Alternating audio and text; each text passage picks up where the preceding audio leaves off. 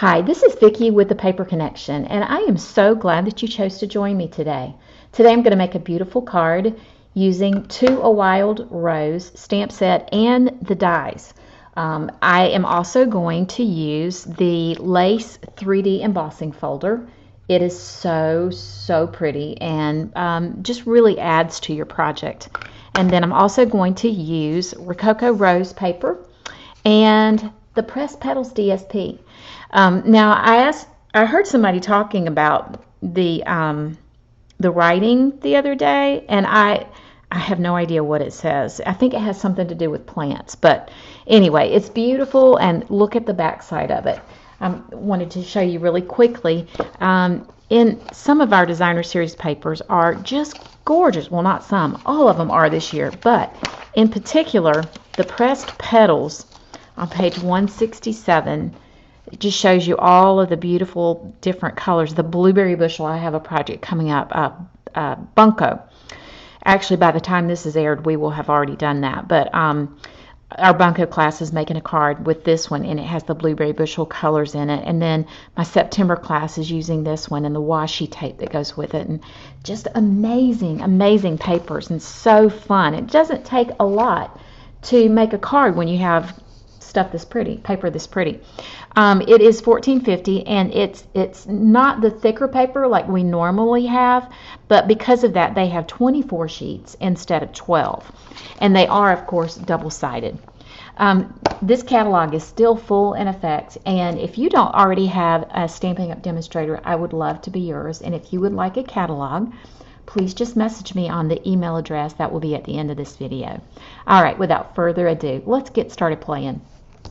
Okay, we're going to start out with Whisper White Cardstock, and I'm just going to go ahead and just crease that and burnish it. And then I'm going to take my Pressed Petals paper. I'm going to use liquid glue because you want that grace to be able to just kind of move it around a little bit if necessary. And then we're just going to place it over the top. Try to line it up perfectly if possible. I did cut this paper at 5.5 by 4 1/4. Sometimes when you do these projects, you'll turn them over and they will not be the exact size. Well, voila, and ta-da! It's pretty darn close. There's just a little bit right there. So there's an easy fix for that. You just take your scissors and you just trim off that little bit of extra that's right along there. I guess I voila'd and ta-da'd a little bit too soon, didn't I? It's okay. Everybody wants a voila and ta-da in their lives, right? I would love to have one every day. All right. So the next piece is our Rococo Rose, and this is going to get taken through my die cutting machine using this embossing folder. So I'm just going to place that in there, and I'm going to run it through my die cutting machine, and I'll be right back. Okay, look at that. Isn't that gorgeous? And you really could use either side. I think I'm going to use the side that's I think I'm going to use this side. Okay, so I'm just going to adhere it from this side down. It really could. I'm not sure that there's a right or wrong with this particular pattern. And what I want to do is just try to get my margins fairly even. This piece of paper is cut at 3 3/4 by 5. And perfectionist me sees that my flowers aren't exactly lined up, but you know what? There's going to be so much going on here that it's really not going to be a problem. So I'm going to set that aside, and I'm going to bring in my scrap paper. And now I'm going to use my Rococo Rose, and I'm going to bring in these stamps and show you. These stamps can be very confusing about how you go about stamping it. And I see I didn't line it up quite right. So what I did ahead of time was I placed with a Sharpie marker, a permanent marker, on the back side right here.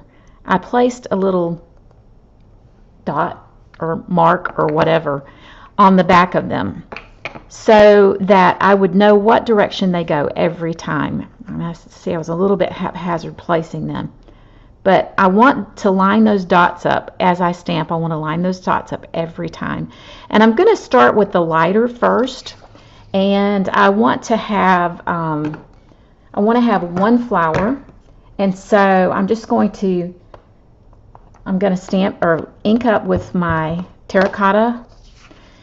Y'all, almost every time I do a video, I want to say terracotta instead of Rococo Rose, and it's written right there. Okay, I want to see how dark this is going to be first.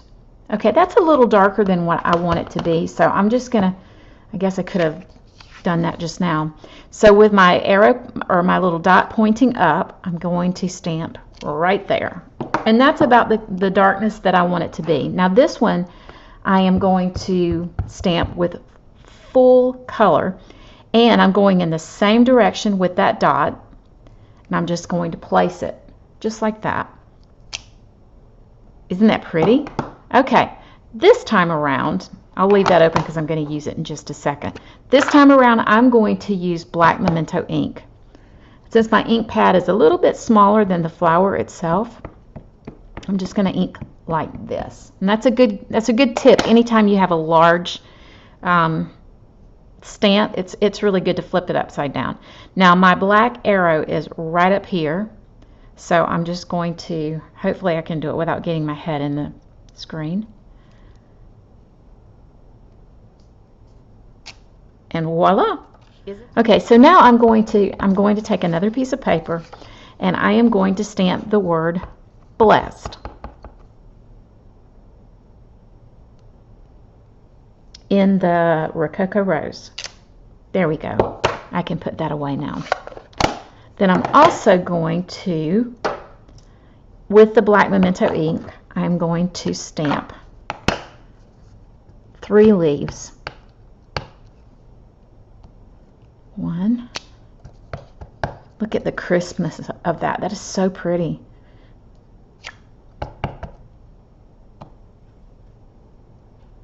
Okay.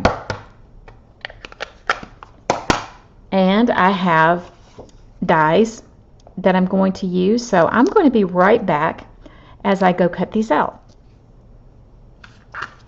Okay, I'm back and I have everything cut out. And I don't know if you noticed when I did this earlier that there were some color outside of the lines. Well, when you cut it out, it really does take care of it. Even though you still see some on the outside, it's not a problem. It ends up being really pretty. So I'm going to pop this up on Dimensionals, and then I'm going to adhere my flowers to the bottom of it. Not my flowers, my leaves. Okay, so use a little snail, and I'm going to put a little snail on the front side of the leaves. I really should bring in my mat, because otherwise everything's going to stick to that paper. Okay, so I'm going to let that be the top part, and we're going to use it about like here. Wait a minute.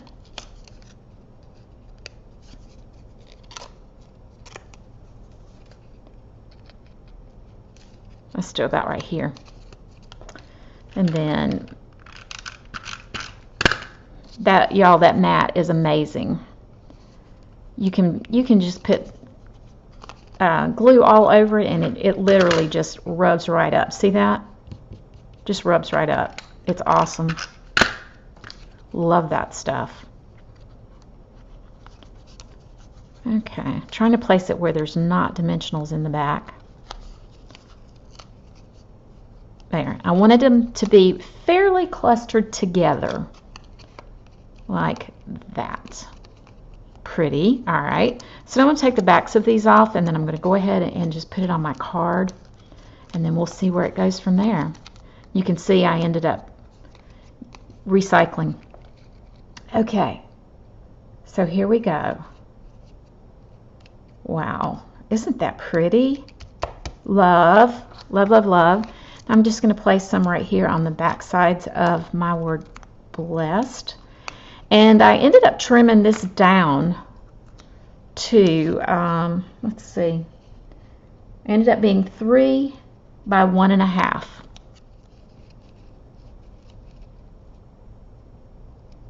Okay, so just so you know, learn from my mistake. Whenever you go to put this together, put your sentiment on the bottom first, and then add your flower and your leaves and all of that. There we go. That's great now. It's been about a month since I made that other card. I don't think I actually told you, but I made this card for my best friend. She was coming to visit me in Florida, and I made it for her, and I gave it to her while she was there. And then I didn't take a picture. I mean, I didn't make another one, so I did have a picture, thankfully, but I forgot how I made it. Isn't that the way it goes? All right, and the last thing I'm going to do is place some of these metallic dots right here in the center of the flower. They're the silver metallic. It just makes it. Isn't that pretty? Oh my goodness, I love that. Okay, now let's do the inside of it. All right, for the inside of my card, I am going to stamp "To Know You." And that doesn't seem like much, but when you put it in context of the front of the card, it says "Blessed to know you."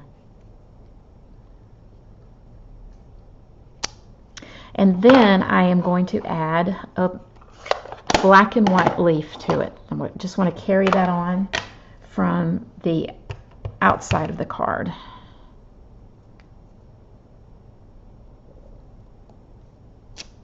There we go. And that's it. Isn't that a pretty card? I love it. I love this Pressed Petals paper, and I hope you enjoyed it as well. This embossing folder is so fun, and if you haven't experimented with those yet, you need to try that. Anyway, thank you so much for joining me. I hope you enjoyed the video, and if you did, please click subscribe and ring the bell, and you'll get notice of future videos. Thanks so much for joining me, and have a great day.